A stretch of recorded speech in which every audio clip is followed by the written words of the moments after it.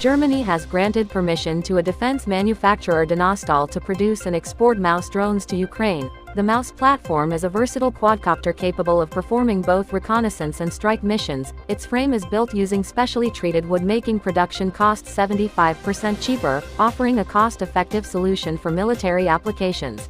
The British Army has received the final 10 Archer-wheeled artillery systems it ordered from Sweden, completing its fleet of 14. Archer Howitzer are known for its ability to quick fire and move before enemy detection. It is armed with a 155mm gun, which can strike targets up to 50 kilometers.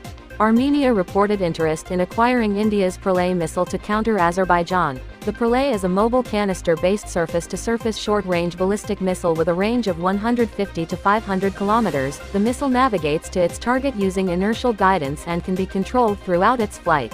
Taiwan is on track to receive 66 F16V fighter jets by the end of 2026. The F-16V is an upgraded variant of the F-16 Fighting Falcon, featuring significant advancements including an APG-83 scalable agile beam radar, an enhanced mission computer, improved cockpit enhancing aircraft's situational awareness, targeting capability and electronic warfare capabilities. Two prototypes of Taiwan's new tactical reconnaissance wheeled vehicles were spotted at the Pingtung Jia Lutang Defense Training Center, where they demonstrated the capability to shoot down aerial targets using remote-controlled .50 caliber machine guns. These tests included firing in single-shot, burst and fully automatic modes.